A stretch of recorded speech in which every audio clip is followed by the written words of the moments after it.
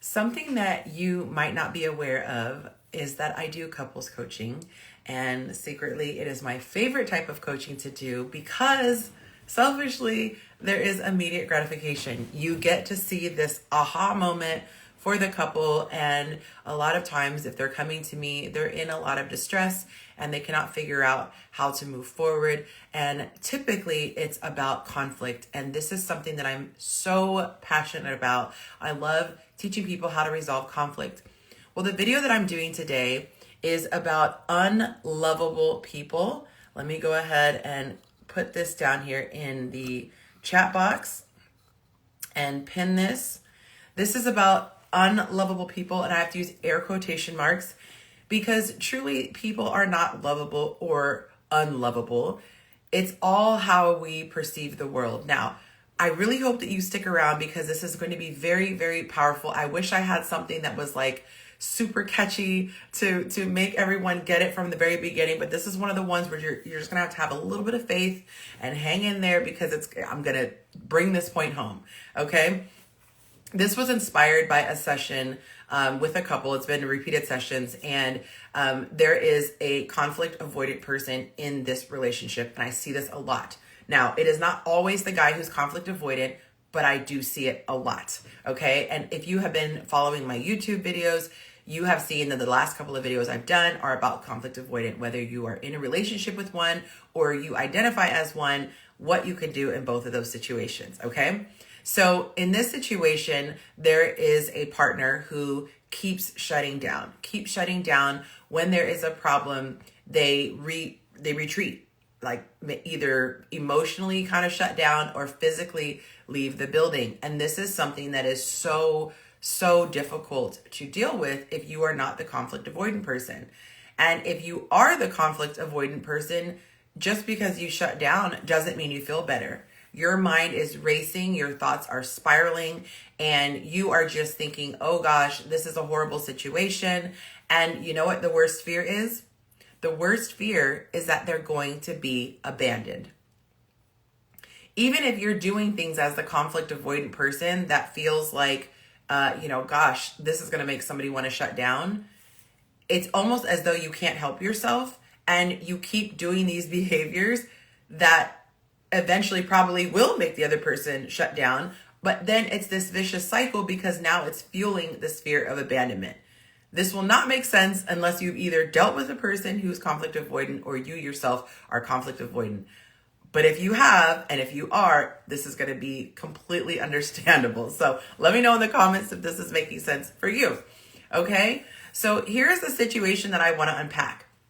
One of the first things that I deal with when I'm coaching somebody is to really start to identify what is happening on a subconscious level. If we operate on the surface all of the time, you are going to have the most shallow experience in life. And you are going to feel like things just happen to you.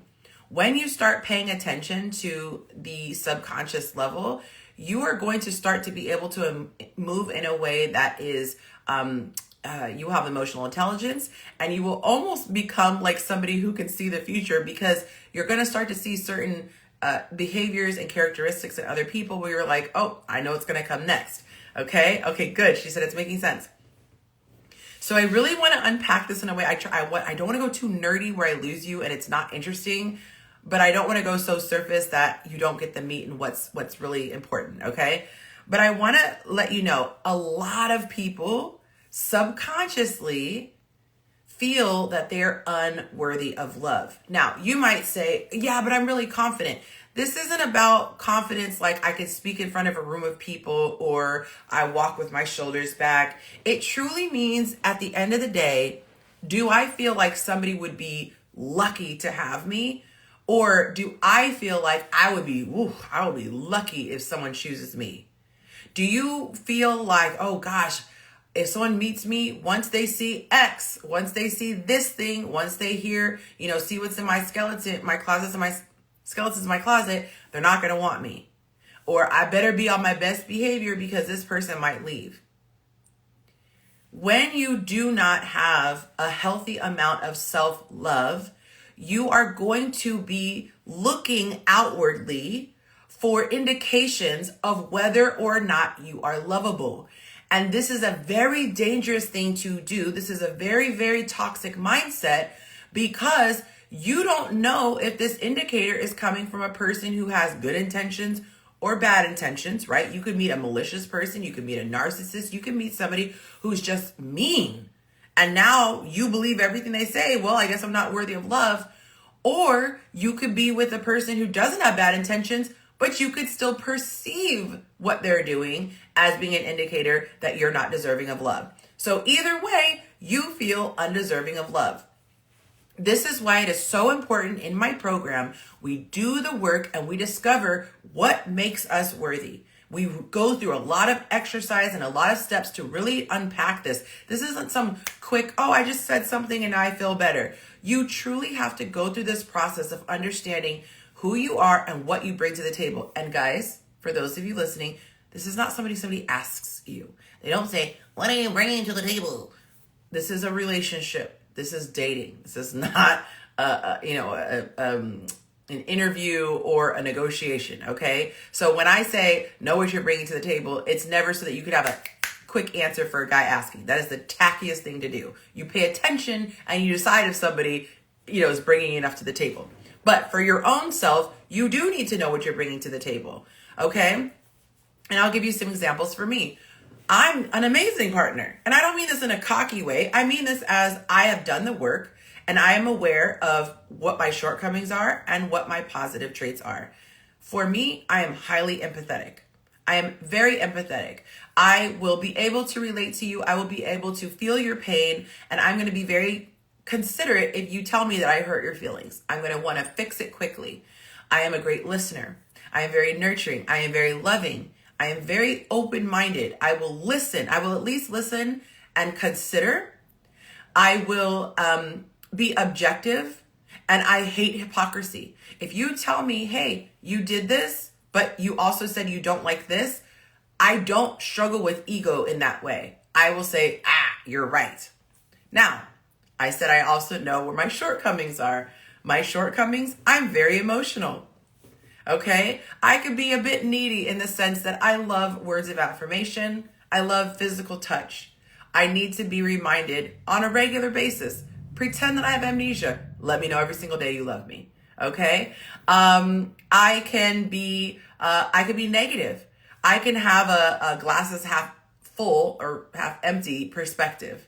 I tend to focus on that one thing that needs improvement because I want this thing to be great. And, if we just tweak this, but it can come across as being nitpicky. It can come across as being negative Nancy. So I'm aware of the things that I need to work on, but I don't think that those negative things mean that I don't deserve love. It means there's room for improvement, and it's going to require a little bit of patience on my partner's end. But I know at the end of the day, I am worthy of love.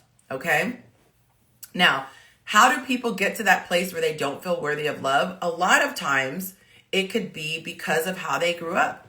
They might not have gotten the type of love and encouragement and nourishment from a parent or a caretaker. It might just be something that is, human nature in us. I don't always necessarily think that everything goes back to childhood wounds. I'm a believer in Jesus Christ, and according to the Word of God, we live in the spirit realm, where humans having a spirits having a human experience. So there's a lot of stuff happening that we don't see. The Bible says we battle not against flesh and blood. This is a spiritual attack that we are dealing with a lot of times. And so we have to deal with things in the spirit realm. And so things that have to do with emotions and moods and all that directly tied to the spirit realm. So it's very important that you are aware of what's going on, but understand that there is a lot of mindsets that say, I don't think that I am lovable. And so what happens when you are in a relationship is you are so terrified that your secret is going to be uncovered, that you're not lovable, and the end result is that you're going to be abandoned. Let me know if you have ever had a fear of abandonment, a concern that eventually the person I love is going to leave me. You might have actually had someone leave you. You might have had a parent leave you. You might have had, it could be through they literally took off, or they had a disease and passed away, or there was a tragic accident, or maybe they didn't physically leave you, but they just weren't available to you emotionally. They weren't concerned with the things that you were concerned with, and they weren't just open enough to you. Whatever that reason is, if you have a fear of abandonment, it will cause you to lash out and behave in a panic type of way. I love that you're aware of that. So I'm going to tell you a story about a friend of ours. Back years ago, back when I was married, we went on a vacation and we had friends with us. And she said, this is deep with all relationships. I'm seeing the patterns personally and professionally. Oh, awesome. Glad this is helpful. Okay. I like I said at the beginning, I knew this wasn't going to be a big numbers type of a video. It's probably going to be a lot deeper than most people are interested in listening to on a Sunday afternoon, but hopefully the person who it's meant to be for is going to hear it. Will this talk be saved? Yes, I'm going to be saving this on YouTube. So after I'm done, it takes me about 10-15 minutes to get it all set up with the thumbnail and everything, but I will download it and then upload it to YouTube.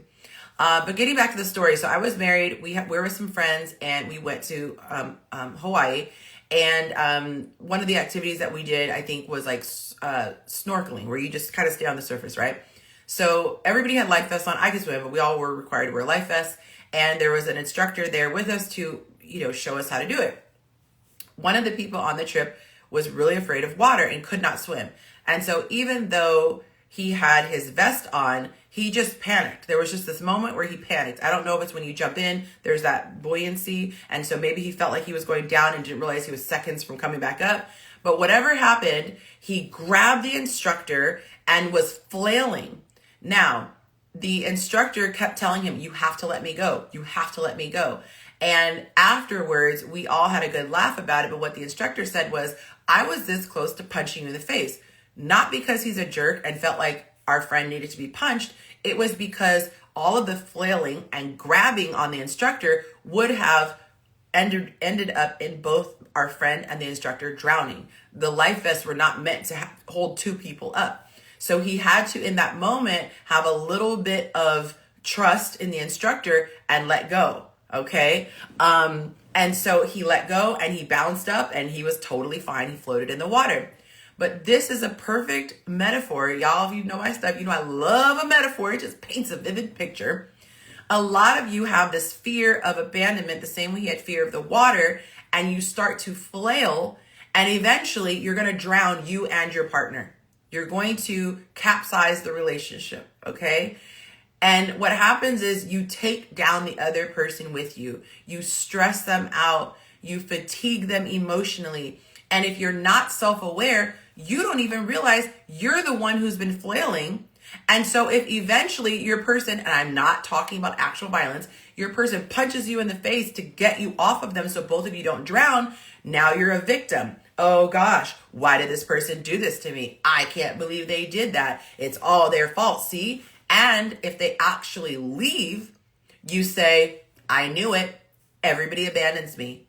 I'm just not lovable. Or you go the victim route. Nobody is going to treat me well. Everyone's out to get me. Does that make sense what I'm saying? So it's so important that you understand when you are flailing. And even if you are someone who is flailing or has flailed in the past, it doesn't mean you're still not worthy of love. It just means you need to learn the tools so that you can be healthy in a relationship, because you don't want them to leave. But if they are, I don't want to say it this way, if you're just dating and this person's really done the work, there's a good chance that they're going to leave to protect their peace. They're going to say, I love you so much. I think you're a great person, but God, I just don't have it in me to teach. If you want to get healed and then come back to me, we can work it out. But there are a lot of people who don't have that emotional bandwidth to be able to stick it out. Okay? So the best thing that you can do if you're the type of person who is flailing is to be humble. Humble. It is a trick of the enemy to make you act defensive. The number one thing flailers do is they're defensive. If somebody gives you feedback, they share something about you based on what they are perceiving as your partner, you have to take a breath and say, okay, this person is just handing me this item. They're handing me this item. Me taking this item in my hand does not mean I'm automatically saying it's true. I'm just going to take this item from them and I'm going to observe it. I'm going to take a look at it and I'm going to consider it. And after I've considered it, I then get a chance to make the choice and say, yes, this is actually true. This makes sense. Or I can reject it and say, no, I don't believe this. But defensiveness says, don't even hand me anything. I'm not even going to take a chance to even observe this. If you're handing me anything, it's automatically a weapon. It's automatically a grenade. And if it's a grenade, I got to protect myself. I got to go run. But in a healthy relationship, you're going to hand things to your partner to consider. They're going to hand things to you to consider. Now, in a healthy relationship, they're not handing you something while cussing you out and screaming at you, okay? There are still rules of engagement when it comes to having a disagreement or giving somebody constructive criticism. But if you are the type of person who has abandonment issues and fear of rejection, and you already think you're not lovable, anytime you hear somebody give you any sort of feedback that is not positive, you freak out. It's like all the alarm bells go off and you start to flail. You are going to either be defensive or be defensive and leave. Okay, it's usually a combo pack. Typically, people who have a fear of abandonment, people who don't believe that they're lovable subconsciously, are conflict avoidant people. They also tend to be have avoidant attachment styles. When they get too close to somebody, it triggers all of their fears. And I liken it to climbing onto a branch on a tree. At the root of the tree, where the what is it called? You have the tree and you have the branches. At the base, at the trunk, that's where it feels the safest because it's really fat, right? The branch is really thick right where it attaches to the tree. And that's a shallow surface relationship, right? You're keeping things light and simple. But as you get closer to somebody, it's like you're traveling further out onto the branch. Well, what happens when you go further out to a branch? It's not thick like at the base of the tree, right? Where it attaches to the tree. It starts getting thinner and thinner and thinner and thinner and thinner until it's almost like a little twig. That's the scary part. That's what it feels like. Let me know if I'm wrong, those who are, avoidant attachment styles. But that's kind of how it feels. Like, oh my God, I feel like there's less support. I'm getting more vulnerable. I'm really scared. I'm getting out here and this bad boy is swinging. I'd rather be close to the tree, where it's close to the trunk of the tree, where that branch is like real wide. And I can sit there and feel secure. And if the wind blows, that thing is not moving.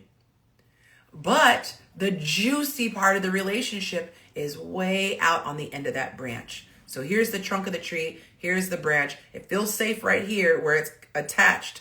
It's real thick. But as the branches come out, it gets thinner and thinner. But here, where you could feel all the wind blowing and the little leaves are attached down here, it's a lot thinner and you feel like you're way more exposed and you're more vulnerable. But that's where the beautiful part of the relationship takes place. This is where you get emotionally connected. This is where you truly bond and learn that this is actually a safe space. But you cannot get it if you're still way over here holding on to the trunk of the tree. You are never going to get close. You have to get past. You have to go through the fear in order to get to the other side. And most of the most delicious things in life are just on the other side of fear. This is where I go back to a spiritual battle. I truly believe that fear is the tactic that the enemy uses, like a smoke screen. If I can put enough of a fear smoke screen, the person will never walk through. It's like a deep, deep fog, right? It's scary to walk through something you can't see. But on the other side is nirvana. On the other side is all the stuff that you've been wanting. So in this scenario, you want this great relationship where you feel totally supported, totally loved, totally safe. But it's going to require you going down that branch. And now you're on the end where it's real wobbly, okay? And eventually it doesn't feel that way anymore. Eventually the relationship starts to feel like you're actually, forget being close to the trunk, you're actually at the base, you're at the ground. You're leaning against the tree trunk. You feel so secure and sturdy. And I promise you that space exists, okay? Those of you who are just tapping in, this is one that you probably are going to struggle with. If you didn't see the very beginning of this video will be posted on YouTube. This is a video for people who have a fear of abandonment, a deep, deep fear of abandonment. This is for people who deep down inside don't feel that they are lovable. They feel like they're going to be discovered eventually. Once this person spends enough time with me, they're going to be like, oh, she's not lovable. He's not lovable. Let me get out of here. Okay. And so if you're not aware of what's going on, you're going to be creating a lot of self-fulfilling prophecies without realizing it. So I want you to get off of that vicious cycle, get out of that toxic circus, leave that toxic circus, because it's just going to keep going. And it's going to be this, what is it? Affirmation bias or confirmation bias, where you believe something. So then everything you see, you're like, yeah, that's proof that it's existing. You got to get off of this roller coaster. Okay. When you are afraid, when you are fearful, it feels safer a lot of times to respond with anger, to respond with defensiveness, or respond with cold energy. I'm just going to shut down. They're not going to get any more of me, or I'm going to defend myself. But the reality is your true feeling is that you're afraid. And the beautiful thing is, through vulnerability, that is where your partner learns what you actually need. If you are always reaching down and picking up a weapon, you reach down, you get a blade. You reach down, you get a knife. You reach down, you get a pistol. You reach down, you get a bow and arrow. Your partner then is going to have a stance of, my God, I didn't realize we were in a fight. Versus you drop your weapons and you reach out like a little child and you say, I really just need blank. A normal, healthy person is going to give that. I just need a hug. I just need to be told that you love me. I just need whatever it is. If you are in a healthy relationship, they're going to give that to you. But they are not mind readers. And most people don't have a YouTube university psychology degree like I do. Just kidding. I'm just very fascinated by this stuff. And a lot of times they're not going to read deeper into it. They're just going to say, this person's an a-hole. This person's just mean. But I can look at that person and say, no, they're afraid. This person is scared. This person feels offended. This person feels attacked. So when you learn how to not flail, then you are going to start to get the treatment that you've always wanted. So for people who go spiritual with me, do you see why this is the perfect trick of the enemy? I am going to make this person always perceive that they're in a battle so that they always keep their weapons and they always keep firing so that the other people around them fire back to protect themselves. And then they're going to constantly think that this is a warfare. Because if they ever discover this isn't a war, this isn't even a battle, it's not even a fight, it's just information, then they can proceed and they're not going to experience all the other things. And eventually they're not going to be tricked by that tactic anymore. Okay. I think that's everything I wanted to say. This is a final note that I want to add. I think about something that my guy said to me very early on. And the reason why I know a lot about fear of abandonment is because I had major fear of abandonment. And it was through my relationship with Monte that I really feel like I've done the most healing, because I've done a lot of work, but I think like the last kind of bit, happened with him. And there might still be a tiny bit there, but it's to the point where it doesn't really affect my day-to-day life. He said to me very early on, he said, I think we had our first big blow up or something.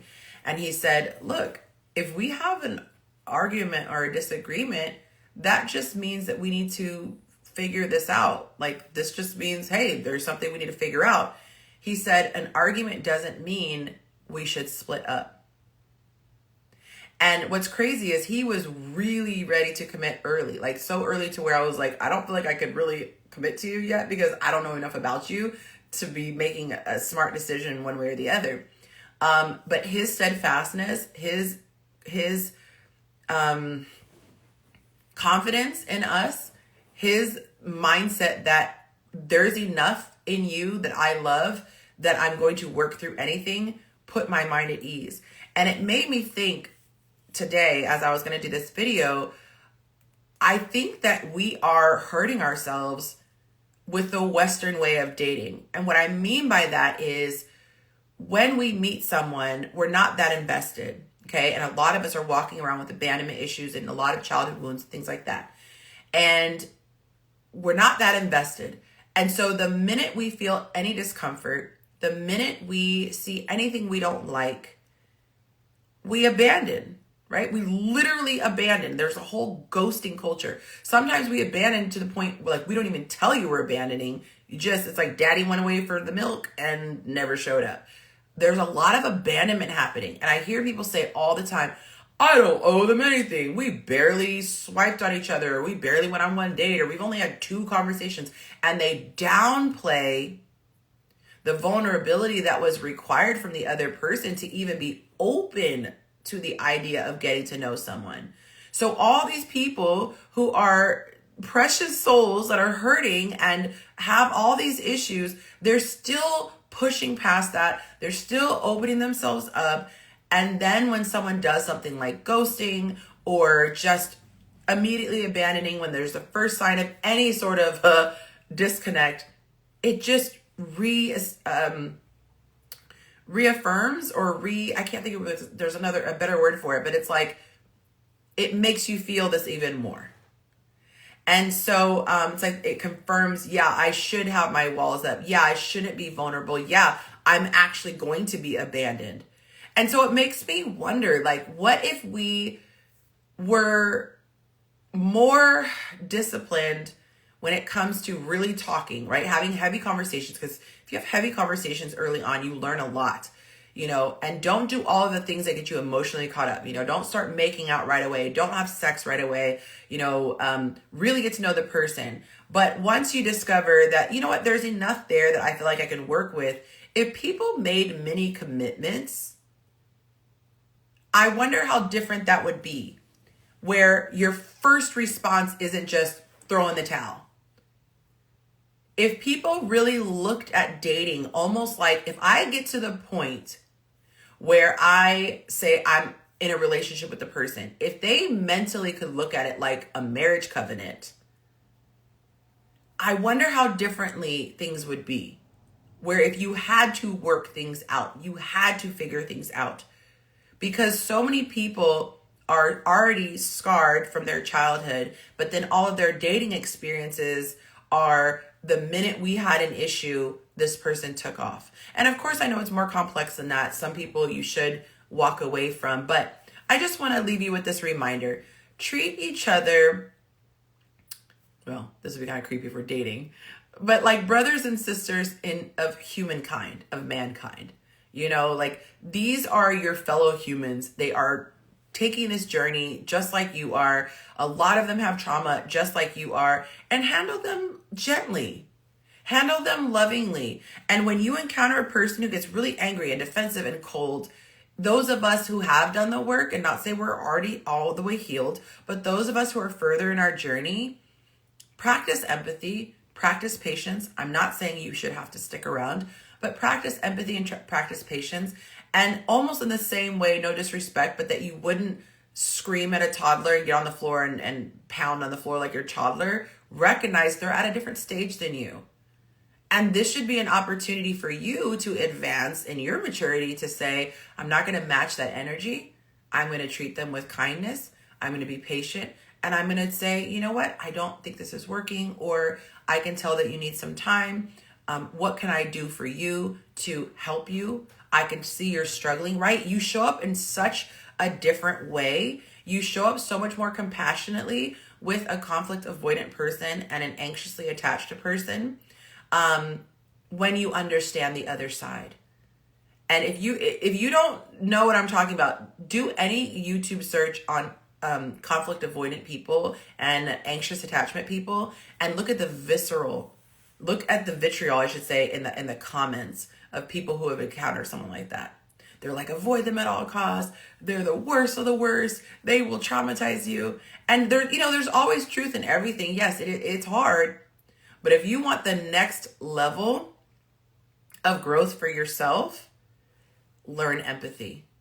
Learn to understand how they're really feeling beyond what they're giving you on the surface. Because on the surface, they're going to get angry, defensive, cold, shut down. This stuff is fascinating to me. Go back and watch this. I'm about to post this on YouTube, and you could watch it from the beginning. If you enjoyed it, let me know. Drop me a comment on YouTube. Share it with a friend. But we're all out here just trying to figure our way through life, figure our way through love. I'm so blessed to have a partner who's patient with me, and I have been loving learning more, about these other attachment styles through coaching, through my own relationship. And my journey has been since the end of last year, and this year is patience. I want to learn patience and emotional self-control, because I'm the type of person where I'm like, if I've made it to this level, I want everyone else at this level, and I don't have any patience for any crap. And if I can see it clearly, you should also be able to see it. And that's not helpful. But it requires a lot of patience, and it requires me to be able to control my emotions. So next level, right? All right, y'all. I will see you on the next video. Have a wonderful day. Hey, love, good to see you. Thank you for tapping in. Let me get to posting this on YouTube. My channel is Chasing Yonci on YouTube as well, and I always post the link in my story after filming. So have a good one, guys. Thank you.